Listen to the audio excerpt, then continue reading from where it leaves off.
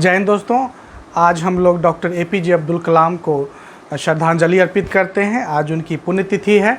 चलिए इस अवसर पर हम लोग उनके जीवन की जो प्रमुख घटनाएं हैं उनके बारे में थोड़ा सा एक बार देखें सरसरी निगाह से, और फिर उनके जीवन की अनमोल बातें, उनके जीवन से जो शिक्षा हम लोग को लेनी चाहिए उस पर भी चर्चा करेंगे। और आज हम ये संकल्प लेंगे कि हम अपने तरीके से देश सेवा कैसे कर सकते हैं। तो देखिए, डॉक्टर एपीजे अब्दुल कलाम का अगर पूरा नाम देखिए तो उनका पूरा नाम है अबुल पाकिर जैनुल आबदीन अब्दुल कलाम, जिनमें उनका जन्म जो हुआ था 15 अक्टूबर 1931 को धनुष गांव रामेश्वरम में है, तमिलनाडु राज्य में पड़ता है। वहीं पर हुआ था, एक छोटा सा गांव था। और उनकी मृत्यु जो हुई थी 27 जुलाई 2015 को IIM शिलोंग मेघालय में, जब वो बच्चों के बीच लेक्चर दे रहे थे, अपना व्याख्यान दे रहे थे, उसी समय हुई थी। कलाम साहब का दिलचस्पी, हमेशा रुचि जो था बच्चों को पढ़ाने में था। वो बच्चों के आंखों में भारत का सपना देखते थे।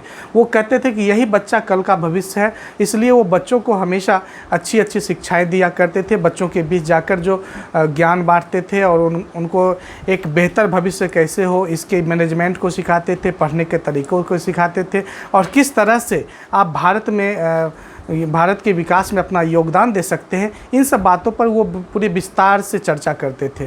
तो जब IIM ये जो था शिलोंग में, जब बच्चों के बीच वो अपना लेक्चर दे रहे थे, तो लेक्चर देने के दौरान ही क्या हुआ कि वो फिसल गए और वहीं पर गिरे, और उसके बाद हॉस्पिटल ले गया। वहाँ पर वो इस दुनिया को अलविदा कह गए। और जब डॉक्टर ने वहाँ पर, उनका डॉक्टर का जो कमेंट आया था, उन्होंने कहा था कलाम साहब उड़ गए। तो कहने का मतलब है कि उनकी इच्छा थी कि मैं हमेशा बच्चों को पढ़ाऊं, और वो बच्चों को पढ़ाते पढ़ाते इस दुनिया से चले गए। तो आज हम लोग उनको याद करते हैं, उनको श्रद्धांजलि अर्पित करते हैं। वाकई सभी युवाओं के प्रेरणा स्रोत हैं। जो व्यक्ति अपने जीवन में कुछ करना चाहता है, जो व्यक्ति अपने तरीके से देश की सेवा करना चाहता है, सबके आदर्श, सबके प्रेरणा स्रोत कलाम साहब का आज अवसान दिवस है। आज हम लोग उन्हें श्रद्धांजलि देते हैं। उनकी माता का नाम था असियम्मा और पिता जो थे वो जैनुला आबदीन थे। उनको मिसाइल मैन या जनता का राष्ट्रपति के रूप में भी जाना जाता है। इस नाम से वो काफ़ी पॉपुलर थे, क्योंकि जब वो राष्ट्रपति भवन में थे तो वो जनता के लिए हमेशा उनका राष्ट्रपति भवन का दरवाज़ा खुला रहता था। कोई भी व्यक्ति आराम से राष्ट्रपति से मिल सकते थे। तो ऐसा लगता था कि जो राष्ट्रपति भवन में एक साधु सन्यासी बैठा हुआ है, एक ऐसा व्यक्ति राष्ट्रपति भवन में राष्ट्रपति के रूप में है जो आम जनता के बीच के हैं, और आम जनता और राष्ट्रपति के बीच की दूरी कुछ भी नहीं है। वो हमेशा बच्चों से मिलते थे। जहाँ कहीं भी पूरे देश का दौरा करते थे या किसी कार्यक्रम में जाते थे, वो बच्चों से खास करके मिलते थे, उनसे बातें करते थे, उनसे फेस टू फेस टॉक करते थे, उनके सवालों का जवाब देते थे। और उसमें विज्ञान के प्रति और मैनेजमेंट के प्रति या इतिहास भूगोल जो भी विषय है, वो कहते थे आपको जिस विषय में अभिरुचि है उस विषय में आप आगे बढ़ें और देश की तरक्की में अपना योगदान दें। बच्चों को काफ़ी प्रोत्साहित किया करते थे। अगर हम इनकी प्रारंभिक शिक्षा को देखें तो इनकी प्रारंभिक शिक्षा तमिलनाडु में शुरू हुई थी, सेंट जोसेफ कॉलेज। उसके बाद फिर मद्रास इंस्टीट्यूट ऑफ टेक्नोलॉजी से स्नातक किया अंतरिक्ष विज्ञान में। इसके अलावा फिजिक्स में भी ग्रेजुएट थे। तो इस तरह से इनका प्रारंभिक शिक्षा हुआ था। लेकिन जो मेन इनकी जो वैज्ञानिक सोच है, और जिसके कारण वो वैज्ञानिक बने, और भारत के वैज्ञानिक विकास में इनका अमूल्य योगदान है, जिसे देश आज याद कर रहा है, और देश उनकी इस उपलब्धि को कभी भुला नहीं सकता। आप सोचिए कि 1947 में जब देश आज़ाद हुआ था तब हमारे पास कुछ नहीं था। हमें अंग्रेज़ों ने खोखला करके छोड़ दिया था। लेकिन यहाँ के वैज्ञानिकों ने, जिसमें प्रोफेसर सतीश धवन का भी नाम हम लोग बहुत ही प्रमुखता से लेते हैं, तो यहाँ के वैज्ञानिकों ने अपने मेहनत के बदौलत बिना किसी की सहायता से विज्ञान के क्षेत्र को उस स्थान पर पहुंचा दिया जहां पर आज विकसित राष्ट्र है। तो देखिए कि जब ये इसरो में शामिल हुए परियोजना निदेशक के रूप में, तो SLV-3 का ये निर्माण किए थे, इन्हीं के देखरेख में हुआ था। इसके बाद ये रोहिणी उपग्रह 1980 में भेजे थे पृथ्वी की कक्षा में, और जब पृथ्वी की कक्षा में जब रोहिणी उपग्रह को स्थापित किए तो भारत अंतरिक्ष क्लब का सदस्य बन गया। सब देखते रह गया कि आखिर 1947 में देश आज़ाद हुआ और 1980 आते ये अंतरिक्ष विज्ञान में भी भारत अपना परचम लहरा रहा है। ये सब देन किनका है? कलाम साहब का देन है। 1992 से 1999 के बीच में ये रक्षा मंत्री के वैज्ञानिक सलाहकार रहे, और 1998 में परमाणु पोखरण परीक्षण जब दूसरे बार अटल बिहारी वाजपेयी जब उस समय प्रधानमंत्री थे, उनके कार्यकाल में हुआ था। तो ये पूरी परियोजना का देख रेख करना, उसकी निगरानी करना, उसकी जो संगठन का काम करना, कैसे परीक्षण होगा, पूरा रूपरेखा तैयार करना, मतलब एक एक चीज़ जो था सब कलाम साहब के अंदर था। और कलाम साहब के ही देख रेख में ये दूसरा परमाणु परीक्षण सफल हो पाया था। उसके बाद 1999 से 2001 तक भारत सरकार के मुख्य वैज्ञानिक सलाहकार रहे और 2002 से 2007 तक भारत के 11वें राष्ट्रपति के रूप में वो निर्वाचित हुए। और राष्ट्रपति भवन में जाकर भी वो एक आम आदमी के तरह ही वो अपना जीवन व्यतीत करते थे। ये थे हमारे डॉक्टर APJ अब्दुल कलाम की जीवन की सादगी। वो जहाँ भी जाते थे आम इंसान से मिलते थे। उनके जीवन में कोई ऐसा दिखावापन नहीं था। स्वभाव से काफ़ी मृदुल स्वभाव के थे, काफ़ी नरम स्वभाव के थे और मिलनसार स्वभाव के थे। उनको अगर सम्मान और पुरस्कार की बात करें तो पूरी दुनिया में कई यूनिवर्सिटी ने उन्हें डॉक्टरेट की उपाधि दी, बहुत सारे उनके अवार्ड और सम्मान मिले, जिसमें भारत सरकार का जो 3 सर्वोच्च पुरस्कार है, जिसमें पद्म भूषण मिला 1981 में, 1990 में पद्म विभूषण और 1997 में भारत रत्न की उपाधि के सम्मान से भी इन्हें नवाजा गया। इन्होंने बच्चों को प्रोत्साहित करने के लिए कई किताबें लिखी, जिसके द्वारा वे अपनी बातों को बच्चों तक पहुंचाते थे, लोगों में देशभक्ति की भावना भरते थे और उन्हें कुछ करने की जो एक ललक होता है ये पैदा करते थे। इनकी जो एक पुस्तक है अग्नि की उड़ान, विंग्स ऑफ फायर, ये उनकी आत्मकथा है।